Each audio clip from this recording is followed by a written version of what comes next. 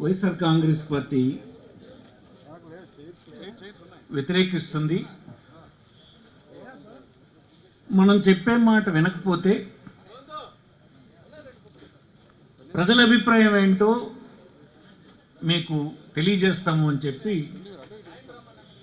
1 కోటి సంతకాలతో ఈ నిర్ణయం సమర్థనీయం కాదు, ప్రైవేటైజ్ చేయకూడదు అనేటువంటి తెలియజేస్తామని మనం నిర్ణయం తీసుకొని మన పార్టీ అధ్యక్షులు పార్టీ మనకు ఒక కార్యక్రమం ఇచ్చారు. అది ఈ నియోజకవర్గంలో మీ అందరూ పూర్తి చేశారు. 1 కోటి సంతకాల సేకరణలో ప్రతి నియోజకవర్గంలో ఇన్ని చేయాలని మనం పెట్టుకున్నాం. ఇక్కడ కూడా చాలా సక్సెస్ఫుల్గా చేశారు, నిజాయితీగా చేశారు. మీ అందరికీ అభినందనలు. 2 రోజుల క్రితం 3 రోజుల క్రితం జగన్మోహన్ రెడ్డి గారు ఈ ప్రైవేటైజ్ చేయడంలో ప్రభుత్వం తాలూగా ఆలోచన మీకు చెప్పాడు. మీరు ఆ ప్రెస్ కాన్ఫరెన్స్ సరిగా ఫాలో అయినారో లేదో కానీ, ప్రైవేటైజ్ చేస్తే ఆ ప్రైవేట్ యాజమాన్యం అన్నీ భరించుకోవడం కాదట. భూమి ప్రభుత్వంది అంటే ప్రజలది, అంటే ప్రైవేట్ కళాశాలకు కావాల్సినటువంటి మెడికల్ కళాశాలకు కావాల్సినటువంటి భూమి ప్రజలది అంటే ప్రభుత్వంది. ఆ నిర్మాణాలు చేసింది ఒక్కొక్క స్థాయిలో ఒక్కొక్క కళాశాల ఈనాడు నిర్మాణం అయిపోయినాయి.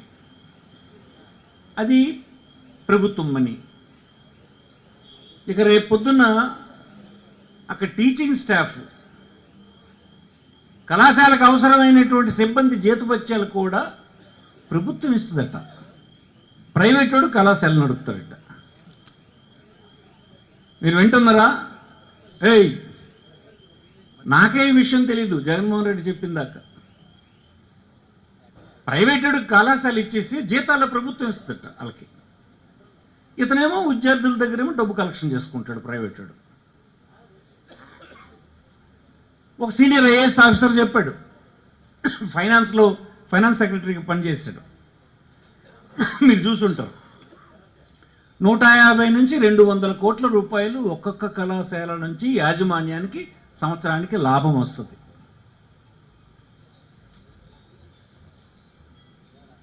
ఇంతటి ఘోరమైన నిర్ణయం ఈ ప్రైవేటైజేషన్ వెనక ఉంది. అంటే వీళ్ళు ఎవరో కొద్దిమంది యాజమాన్యాలని గుర్తిస్తారు, వీళ్ళు ఇవ్వాల్సిన అనుకున్నటువంటి మనుషులకు కళాశాలలో అప్పచెప్తారు, ప్రభుత్వం డబ్బే ఖర్చు పెడతారు, వాళ్ళు కలెక్షన్ చేసుకొని ప్రజలను దోపిడీ చేసే కార్యక్రమం చేస్తారు. ఎన్ని రకాల అన్యాయం జరగాలో వైద్య కళాశాలలు, దానికి అనుబంధంగా ఉన్న హాస్పిటళ్ళు, వైద్యం అన్నీ దోపిడీ అయిపోతాయి ప్రజల దగ్గర. దీనికి మనం వ్యతిరేకం. మనం పార్టీ పరంగా వ్యతిరేకించినాం. ఇది ఇలా వ్యతిరేకిస్తున్నామని ప్రజల దగ్గరికి తీసుకెళ్ళాం. ప్రజల స్పందన మీ అందరూ చూశారు, మీరే చేశారు. ఇంతకుముందు మన పార్టీని బలపరచని వాడు కూడా, మొన్న ఎన్నికల్లో మనకు ఓటు అయిన కుటుంబం కూడా దీనికైతే మేము వ్యతిరేకం అండి అని చెప్పి ముందుకు వచ్చి సంతకం పెట్టిన సందర్భాలే మీ అందరికీ ఎదురైనాయని ఈ సందర్భంగా మీకు మనవి చేస్తున్నాం. ఈనాడు ఉన్నటువంటి ప్రభుత్వం చెవిని పెట్టడం లేదు, అది ఖాతరు చేయడం లేదు. అది మాకు అధికారం వచ్చింది కనుక ఈ దోపిడీ కొనసాగిస్తామన్నట్టుగా చేస్తున్నారు.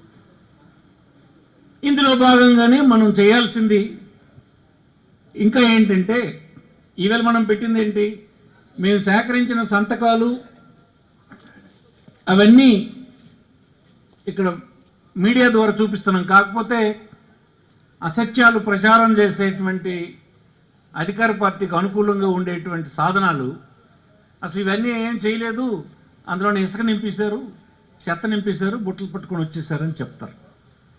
అందుకోసం చూడమంటున్నాం ఈ నియోజకవర్గాన్ని. అవి అలాగే ఈ జిల్లాలో ఉండే 8 నియోజకవర్గాల బాక్సులు ఈవేళ ఒక్కొక్కటిగా ఇక్కడికి వస్తున్నాయి. ఇచ్చాపురం,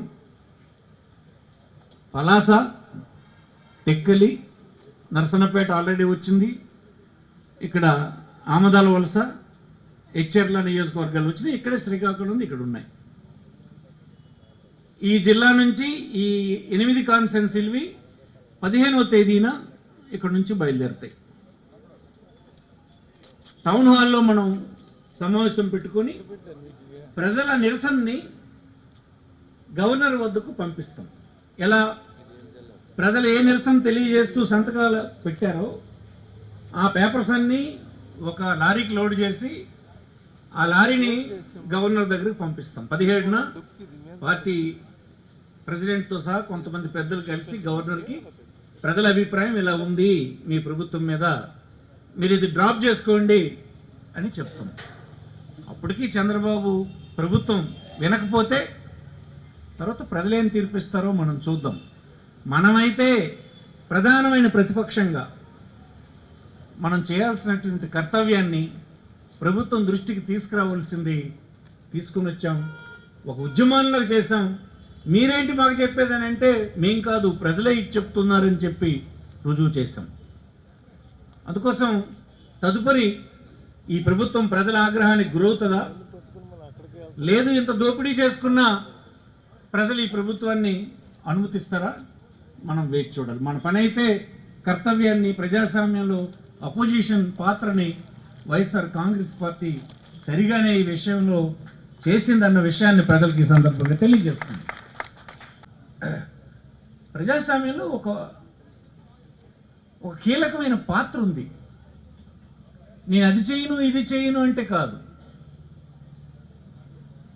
రూలింగ్కి ఒక పాత్ర ఉంటుంది, అపోజిషన్కి ఒక పాత్ర ఉంటుంది. సంవత్సరాలలోనే పరిపాలన ఎంత దిగజారిపోయిందో మీరు చూడండి. కేవలం మీడియా సాధనలతోటి అబద్ధాలు చెప్పేస్తున్నారు కానీ రోజు ఎదురైనటువంటి సమస్యలు మీరు చూడండి ఎంత దిగజారిపోయిందంటే పరిపాలన. మన పరిపాలన వైఎస్ఆర్ పార్టీ ఉన్నప్పుడు పరిపాలనలో మనం ప్రధానంగా తీసుకున్నది ఏంటంటే వ్యవస్థలు పనిచేయాలి, వ్యక్తుల ఇన్ఫ్లుయెన్స్ ఉండకుండా సామాన్యుడు దర్జాగా తను ప్రభుత్వం నుంచి పొందే సేవలు కానీ సహకారం కానీ ఏ ఇన్ఫ్లుయెన్స్కి లేకుండా గర్వంగా గౌరవంగా ఆత్మాభిమానంతో పొందాలి అన్నటువంటి పరిపాలన 5 సంవత్సరాల్లో తేగలిసాం. ఆడొక పౌరుడు గ్రామంలో ఉండేటువంటి సెక్రటేరియట్కి వెళ్ళినా లేదు తాలూకా స్థాయిలో ఉండే మండల పరిషత్కో తహసీల్ ఆఫీస్కో జిల్లా పరిషత్కో కలెక్టరేట్కి వెళ్తే దర్జాగా జరిగే పని ఉండేది. తనకి ఎవరు సిఫార్సు అవసరం లేకుండా ఉండేది. అందుకే అలా అంటుండాలి, ఎవరి కోసం చేస్తారా అని అనేవారు టీడీపీ కార్యకర్తలే. మన వాళ్ళు అనేవారు అలాగంటున్నారండి టీడీపీ వాళ్ళు, మనం ఇంత పెద్ద హృదయంతో మన ప్రభుత్వం చేస్తున్నటువంటి పనిని ఎంత హేళన చేస్తున్నారండి వాళ్ళు అని చెప్పేవారు. కానీ అది మన విధానంలో పౌరుడికి అంత ఇంపార్టెన్స్ మనం ఇచ్చినాం. ఈనాడు ఏం జరుగుతుంది, పోలీస్ స్టేషన్కి వెళ్తే పోలీస్ కంప్లైంట్ ఇస్తే నువ్వే పార్టీ అని అడుగుతున్నారు. ఇతర పార్టీలకు చెందినటువంటి వారు కేసు రిజిస్టర్ చేసుకోవడం లేదు.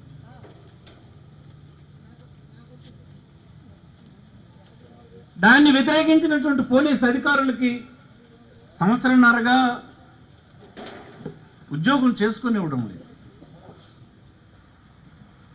తహసీల్ కార్యాలయానికి వెళ్తే ఎమ్మెల్యే గారి తలగా పెర్మిషన్ మీరు పట్టుకొని వస్తే చేస్తామంటున్నారు.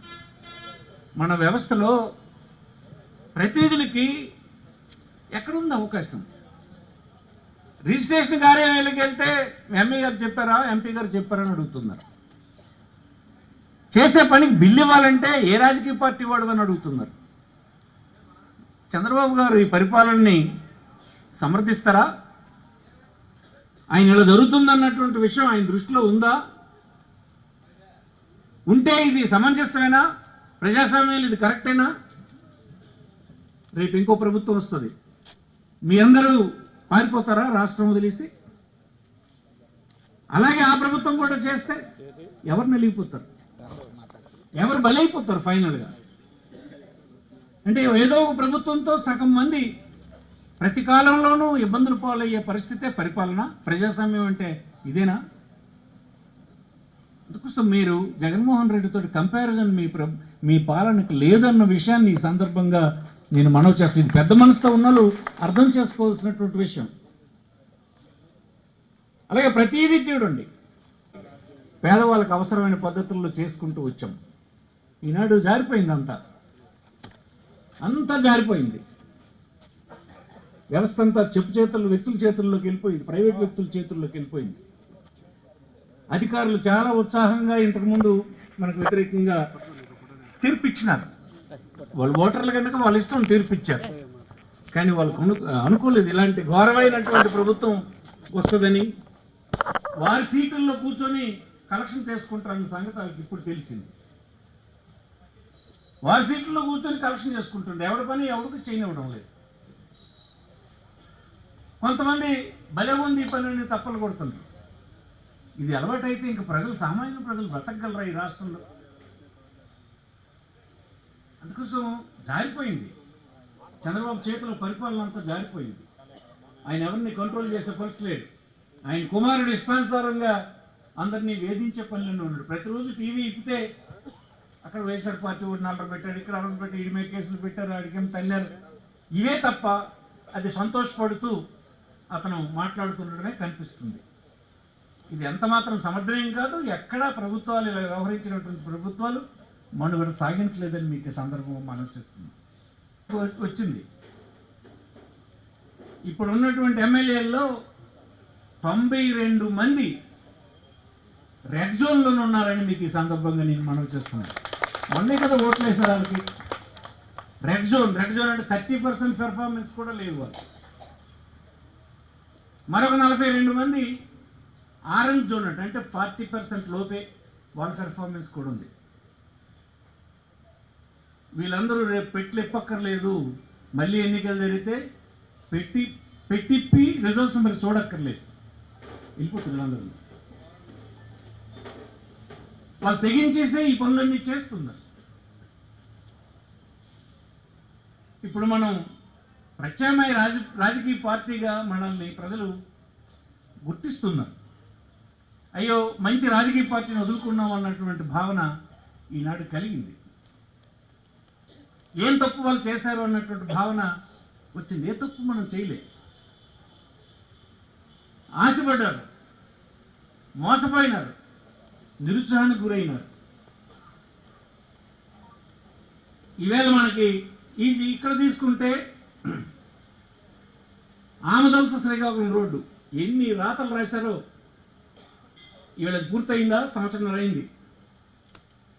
పోనీ పూర్తి చేయడానికి ఆడికి ఒత్తిడి పెట్టి చేయించిన కాంట్రాక్టర్కి బిల్లు ఇచ్చారా? స్టేడియం అలాగైపోయిందని అన్నారు.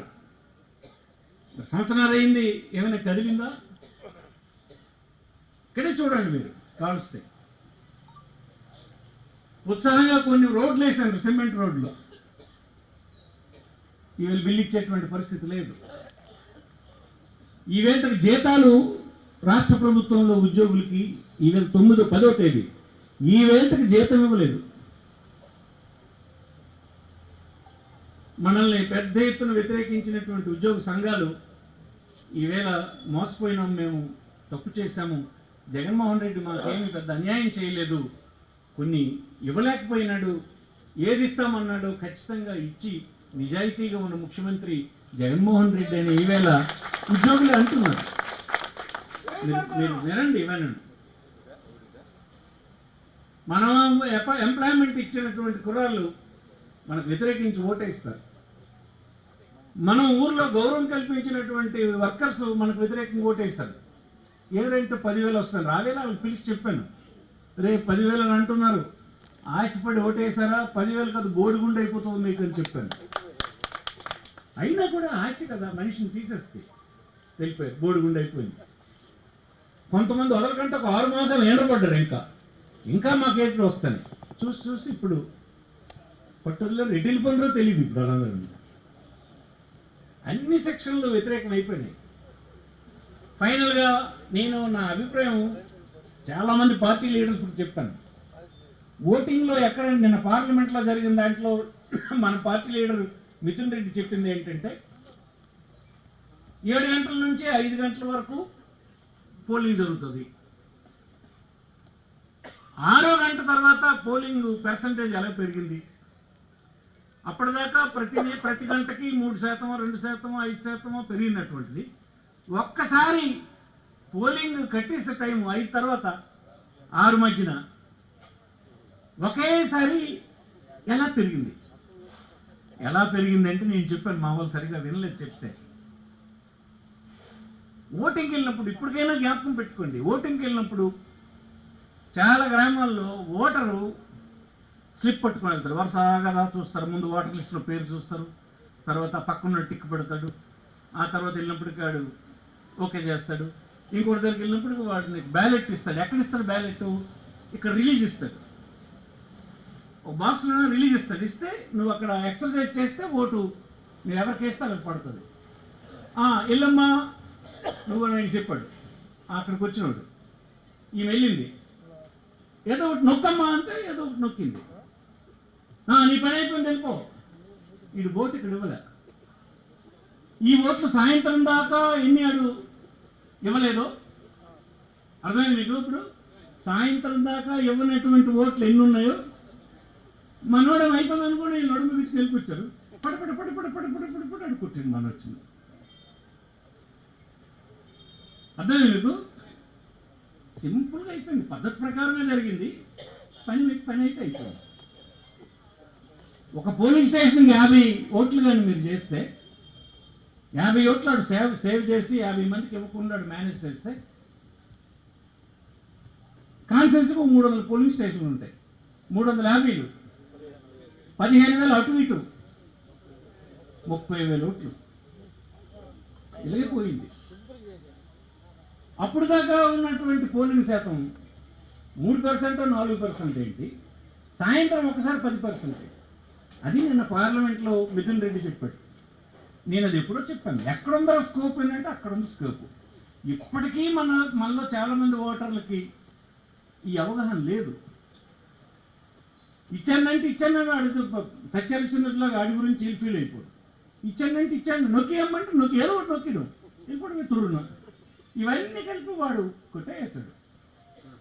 ఇలా రకరకాల కర్ణుడు చావుకి ఇన్ని కారణాలలాగా మనం ఫినిష్ అయిపోయింది. మనం నమ్ముకున్న మన వాలంటీర్స్, మనం ఎంప్లాయ్మెంట్ ఇచ్చినటువంటి ఉద్యోగులు, సర్వశాఖరిచ్చి నిజాయితీగా ఏ ఒక్క అధికారికి ఒక తప్పుడు మాట ఆడకుండా 5 సంవత్సరాలు పరిపాలన చేసిన ఉద్యోగులు, అబద్ధాలు చెప్పకుండా ప్రజల జీవితంలో ఉన్నటువంటి మనకి అందరికీ మోసగించి టీడీపీకి ఇచ్చారు.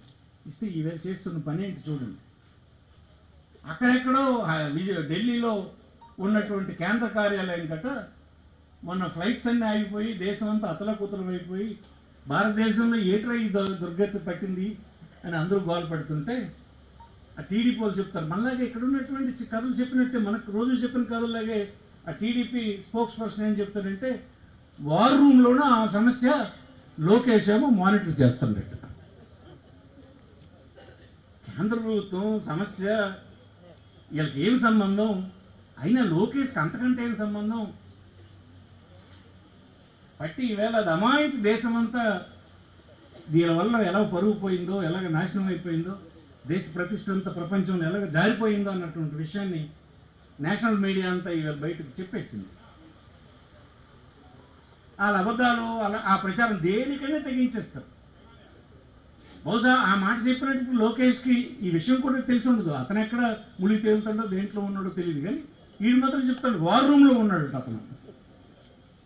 ఇలాగే మన కాలం అయిపోయింది. దీన్ని గట్టిగా మనం పట్టుకోవడానికి సోషల్ మీడియా మనం డెవలప్ చేయాలి. మన ఛానళ్ళు రానియరు, మన వార్తలు రానియరు, నిజాయితీ రాసిన పత్రికలను వేధిస్తారు, నిజాయితీగా మాట్లాడిన వాళ్ళు వేధిస్తారు.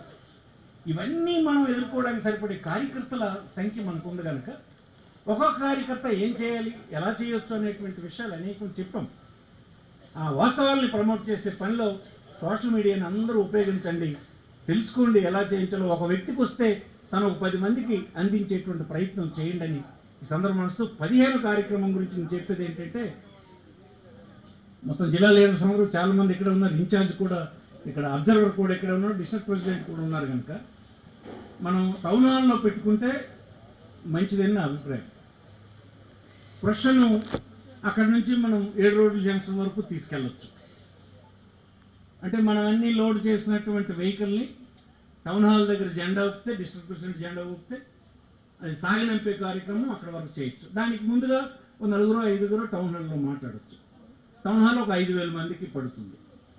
ప్రతి నియోజకవర్గం నుంచి ఒక 1000 మందికి మనం తెచ్చుకుంటే నిండా పట్టణం నిండా కార్యకర్త ఉన్నట్టు అనిపిస్తుంది. అయితే ఈ మధ్యకాలంలో ఇలాంటి కార్యక్రమాలకి దూరం నుంచి వచ్చినటువంటి వాళ్ళు ఇబ్బంది పడుతున్నారు, రావడం లేదు. 11కు పెడితే దూరం నుంచి 10 గంటల వాళ్ళు బయలుదేరినా గంట కాలంలో మిగతా కాన్ఫరెన్స్ రావడానికి వీలవుతుంది కనుక 11కు మనం పెట్టి 12 వరకు అక్కడ ప్రసంగాలు చేసి 12 అప్పుడు సాగినట్టు కార్యక్రమం చేస్తే అందరూ ఎవరికి వాళ్ళు భోజనాలు చేసుకొని వెళ్ళిపోతారు. భోజనాలు అంటే అక్కడ ఏర్పాట్లు ఉంటాయని కాదు, ఎవరికి తోచిన విధంగా వాళ్ళు భోజనాలు చేసుకొని వెళ్ళిపోతారు.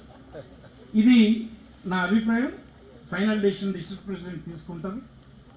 తీసుకురావడానికి చాలా మందిలో మనలో అభిప్రాయం ఎలా ఉందంటే మనలో అభిప్రాయం ఎవరికి వాళ్ళు స్కూటర్ ఎక్కి వచ్చేస్తున్నారు.